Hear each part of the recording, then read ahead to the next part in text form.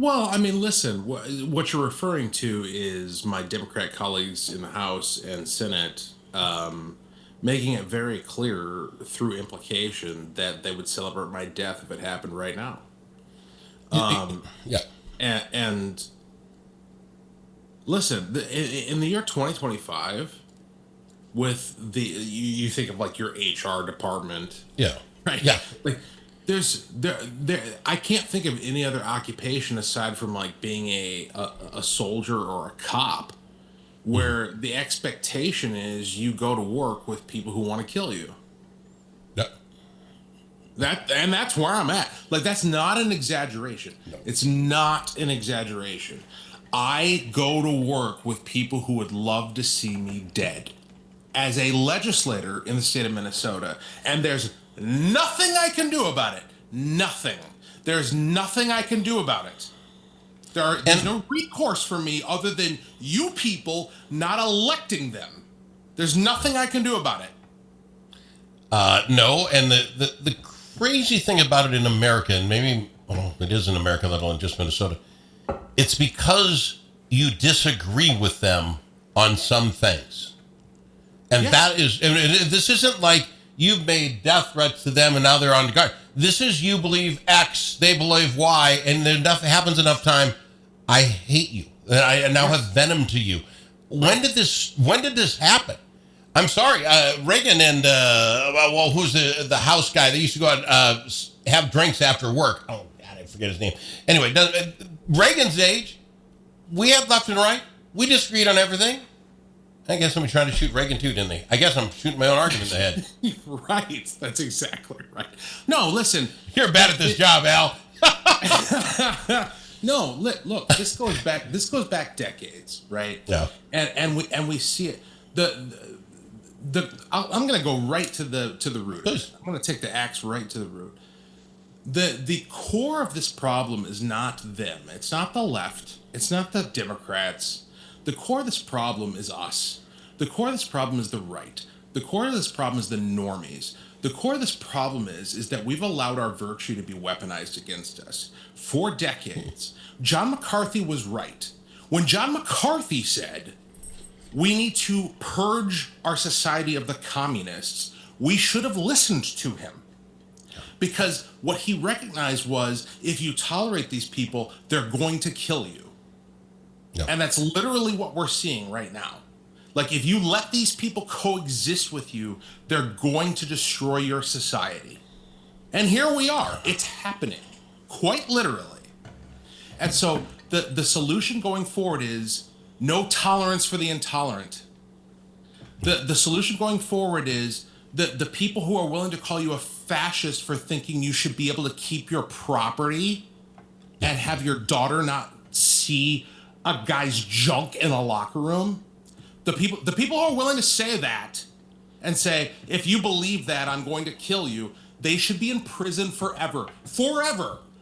We should not, their organizations need to be defunded and dismantled. Like, what are we doing? Like, listen, they're calling us fascists anyway, right? So let's give them a little taste of what they claim we are. Let's let them know just how tough we can actually be.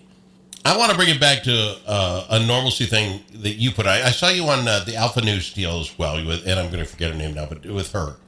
And then I saw your post today, and if you don't mind me reading, because it really hit hard for me. This is on X. To date, I've endured the label controversial. No more.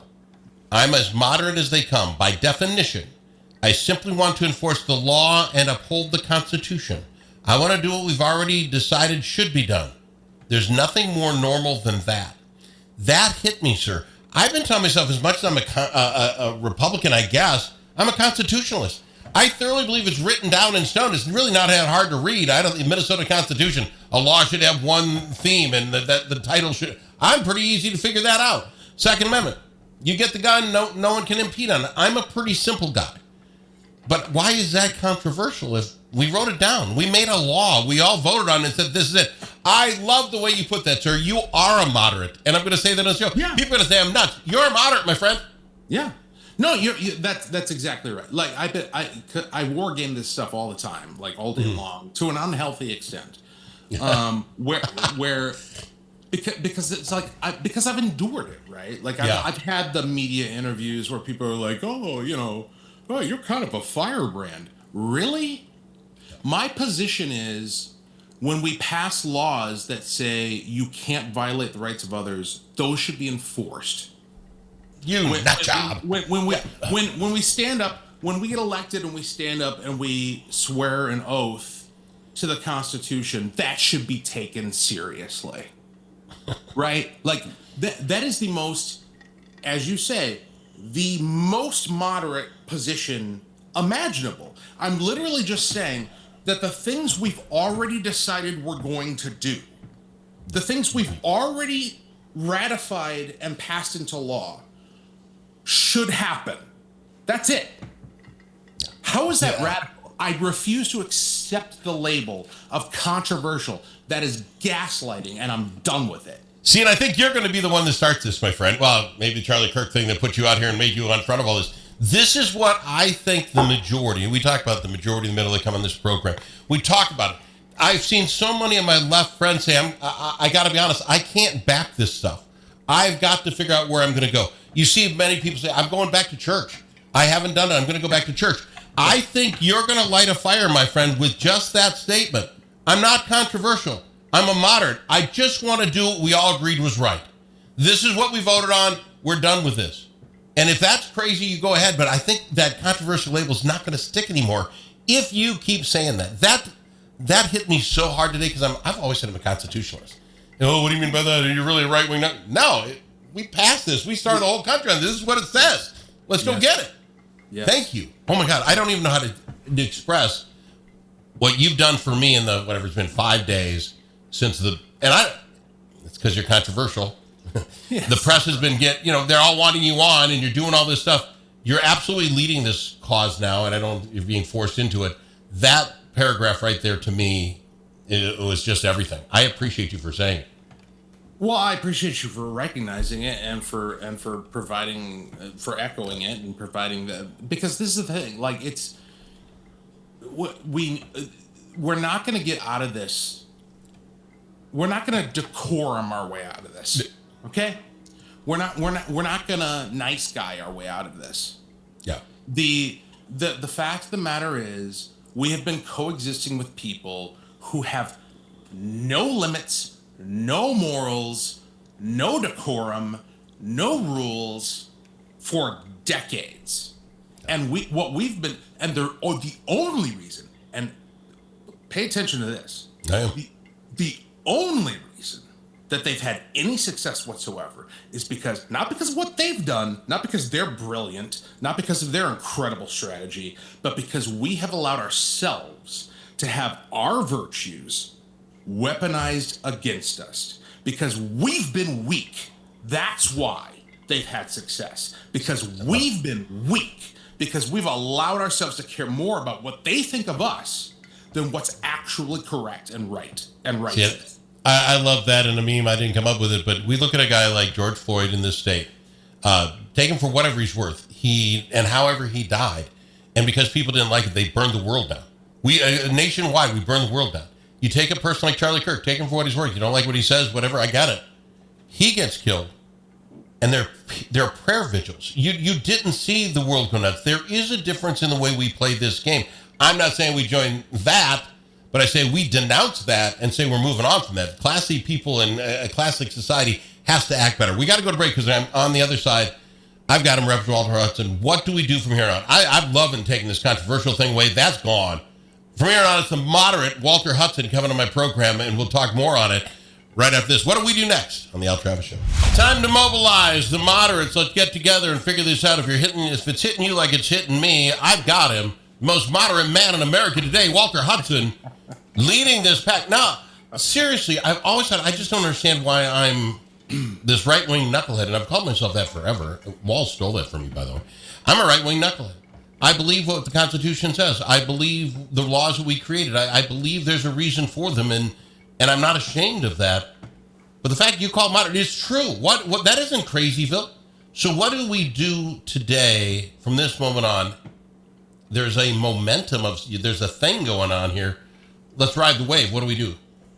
Okay, so oh man, there's so much going. Is that through a my trick head. question? No, it's not. There's so much going through my head that it gets gummed up in the works. Okay. And like there's a bottleneck that it hits. It's hard for. But here's the deal. What we need to do first and foremost is we need to reevaluate what we mean by limited government. So our thought process for years and years and years and years has been a relatively libertarian thought process where we have a high level of skepticism of government, and as a result, we don't even know what to do with it. You know, you've probably noticed Republicans get elected and they don't do anything. Yeah, well, that's because there's this inherent suspicion of what is the institution even for, and there's something inherently bad with it. We need to get over that.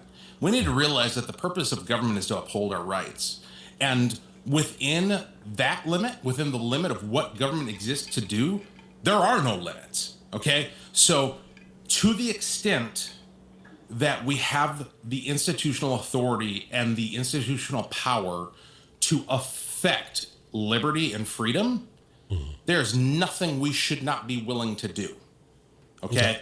So when people tell us we think you should be dead, when people tell us we're organizing to dismantle the United States, that is an expression of sedition. That is an actual insurrection, right? You say, my organization exists in order to dismantle the United States. I'm a socialist. I want to bring Chairman Mao's vision to the United States of America. You go to prison forever. Your funds get seized. Your organization gets dismantled. We have zero tolerance. And when I say this, the thing and again, it's not the left's response that concerns me at all. It's the right's response. I get morons on my own side, people who I consider friends, who I lovingly do say, you're a moron. If you think that that's an attack upon free speech and free association, for me to say that your declared intent to destroy me and my family is protected speech, no, it's not. That's a threat of violence. That's incitement. That's sedition. That's being a traitor. You should go to jail forever merely for expressing your intent to do it. Certainly for organizing it, for materially supporting. Like what happened in 2020 is we had left-wing organizations, and we can identify them. We know who they are. Materially support criminal activity in our streets, the burning down of Minneapolis, the burning down of the 3rd precinct in Minneapolis. And we sat there and we went, well, you know, you got to be really cautious about how you talk about racial issues, and you know, the freedom of speech and the freedom of association and our constitutional liberties and our civil liberties are just so important that we should tolerate having our businesses destroyed, precincts, having our police precincts burned. Give me, because I only have 2 minutes. Do you feel this is something that can swing even Minnesota? We have an election coming. Can this last long enough? This feeling, can we get to a point where even left wingers from the center can say, "I can't make this jump anymore with you. I'm moving back. Do you feel that there's something here?" I don't care what the answer to that question is. Wow, man, that's the worst question ever asked in radio. Well, no, because here's the thing. Okay. One of two things is going to happen. Either Minnesotans, and I'll make it specific to our state. Okay. We're either going to choose to survive or we're not. And I'm a big proponent of the idea that you deserve exactly what you choose, right? Yeah. If you want this to continue, have at it. You're welcome to it. You're welcome to a third Walz term. You're welcome to another Democrat trifecta. vote for it by all means. It's yours to have. If you're stupid enough to choose this, you deserve it, and I will have no sympathy for the consequences that you suffer as a result. So whether or not Minnesota is ready to turn is up to them. It's up to us. It's up to my friends, my neighbors, my family. You can have what you want. And whatever you choose, I look forward to you receiving it. I look forward to you receiving exactly what you choose moving forward. And I'm still going to call him the moderate Walter Hudson. I got to go. I'm out of time. I love that. It's a great answer. It just bothers me that if 49% of us all vote the right way and 51 go the other way, we're all stuck with it, or we got to leave. I got to fly. Appreciate you. I really do appreciate you. Thank you. Thank you. Appreciate it.